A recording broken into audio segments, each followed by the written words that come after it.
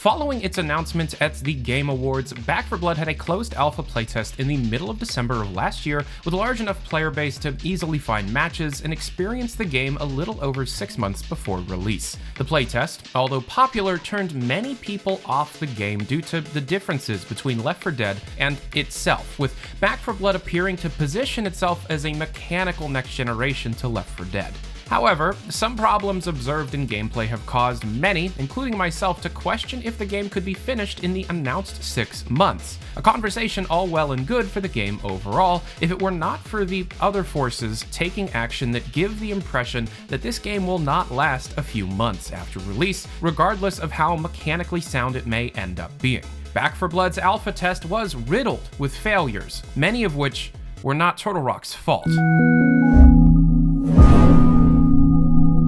The day after the alpha test went live, I had a chance to play through the levels available with the studio co-founder Chris Ashton on Twitch. I asked Ashton a few questions throughout the 2-hour session, the entirety of which is uploaded on my second channel, linked down in the description below. But we will be referencing different bits from that stream during this video. The first group of issues that pop up relates to Back 4 Blood's absurd difficulty. The alpha was meant to demonstrate many of the mechanics that would be seen throughout the entire final game. So here's the thing, here's the big difference between Left 4 Dead and Back 4 Blood as far as pacing and stuff. We're only going to get hoarded if we screw up. Basically, it's all player action, right? As a result, these mechanics had to be squeezed into just the first level, which up until the alpha had been a tutorial for just a few things instead of a showcase for absolutely everything. Effectively, it appears that the level had a bunch of stuff thrown in it to show off all the mechanics they were comfortable announcing at the time. However, it doesn't seem that the team did any balance work at all before announcing and releasing the alpha. This difficulty stems from the sheer amount of zombie triggers, such as birds and car alarms, scattered all over the place, mixed with a novel yet obtuse inventory and card management system. One would hope that many of these issues would be ironed out through balancing the placement of entities throughout the entire game, and not just the first tutorial campaign. Any problems that players may have about the loop of Back 4 Blood can be fixed, such as starting the card system with 2 slots instead of 1, and how different ammo pools make team composition key. So all of the looking I've seen is Did you hear me? the ammo is very tight. It is. You can take the ammo packs. You can buy those with coppers. If we spread out, like, do we all have assault rifles right now? I think so, yeah. So yeah, that's not the best. Where's the choice for different weapons? I didn't see that. Which is hard to orchestrate if you aren't playing with friends. Melee is only really viable for a single character, and with that one guaranteed card slot, needs to be buffed. And everything from aim down sights to stamina to sprinting feel clunky to control. What was shown to the public as the Back 4 Blood alpha test was unfinished, unbalanced, and unpolished. But that's fine. These are the types of issues that the entire point of tests like these are done for. If the conversations are loud enough, changes will be made. Tweaks and balances are going to continue to occur throughout the year, even after the game is released. However, I find it hard to believe that they will be able to hit their June release date given what they have shown us in December. A bit too much polish for a game that was only 6 months out. Unless someone was releasing in early access and fixing after the fact made in sales, a la Fallout 76. Let's talk about WB, the publisher of Back 4 Blood. First, the communication related to the game has been partially a complete lie. Being a spiritual successor of Left 4 Dead and created by these same people that actually made the original games, one would assume that Back 4 Blood would share a lot of the development DNA with its predecessor.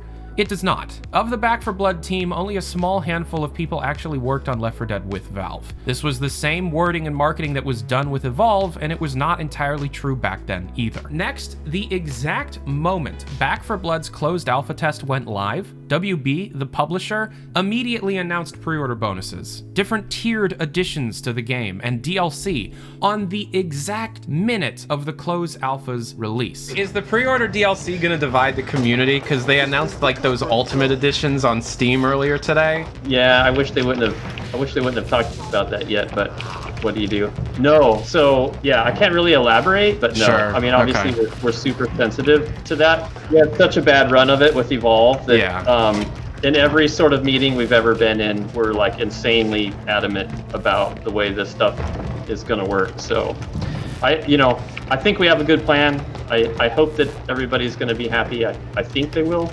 we have to talk about it first and then see Sure. how people react. WB poisons the waters of communication by making the majority of what people would be talking about would be their disdain for these bonuses instead of actually talking about the flaws that the game design holds. According to the Steam page for Back 4 Blood, quote, buy Back 4 Blood Deluxe Edition and get the base game, 4 days early access, and an annual pass, including upcoming downloadable content drops with new story, playable characters, special mutated written, and more. Buy the Back 4 Blood Ultimate Edition and get the base game, 4 days early access to Back 4 Blood, an annual pass being 3 upcoming downloadable content drops with new story, playable characters, and special mutated written, and 4 character battle hardened skins and additional digital in-game items such as rare banners, emblems, sprays, and titles, end quote. Also, WB has been deleting, banning, and outright kicking out members from the community for sharing any findings in data mines. What is your opinion on that, by the way, Chris? I don't know if you saw some of my videos before you announced stuff and I like talked about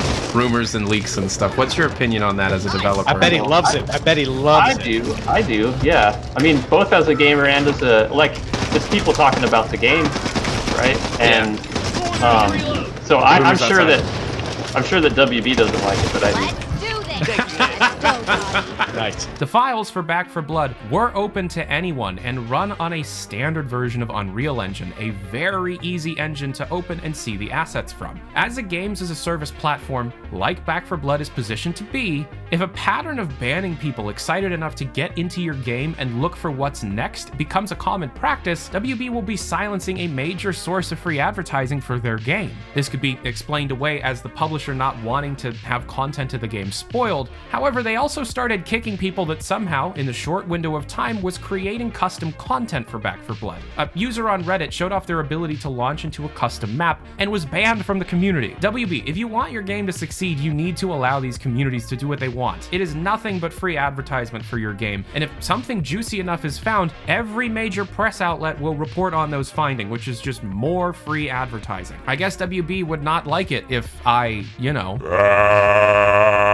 It's not all bad. People have been complaining about the survivors of Back 4 Blood not being as talkative or characterized as those seen in Left 4 Dead. It's hilarious. Yeah, we're still, the VO is coming in so hot right now that this is the very first bit of VO going into the game. I haven't heard all the lines, and I know they still have a lot more coming, and they have a lot of tuning and stuff to do on them. Even for the characters that you have in this alpha, there's like a whole lot more VO that's left to be put in. Yeah. Okay. Yeah, exactly. Yeah. Like I think there's only really combat chatter. There's not really stuff pertaining to the levels or, points of interest or anything like that. So there's a lot more work to be done there. Also, for those that are worried about those cards and the paid systems that WB may want to put in place. Chris, I don't know if you can speak to this, but the cards do make me a little worried. Are the cards all going to be like paid or whatever, or can you not answer that question? No, we're not doing anything like that. That was the one thing that we were worried about in sort of calling them cards, was just that people think card game and I'm going to buy stuff. Yeah, so unfortunately, we feel like it's worth the risk, though, as far as people understand cards and they understand playing cards and earning cards, and plus visually they're cool, at least the ones that we have arted out and stuff so far. And collecting cards is cool, and so the feedback from focus testing was super positive on the cards as sort of a fiction. We're not gonna be buying card packs and okay, thank God. And with all that said, I'm hugely excited for Back 4 Blood. I am itching to play Evansburg or hell, the entire game as soon as possible. It's true that everyone on the development team, both on the PR side and the official development side, have went completely silent. We were promised closed betas, and that was months ago, and we may be looking at some delays. To be completely frank, I hope there are some delays, for the major point of WB being a massive wall for this game's success. Regardless of what people have to say on the mechanical side of Back 4 Blood, they can all fuck right off. This was a closed alpha with the sole purpose of testing out the core mechanics that were new to the 4-player co-op zombie shooter game.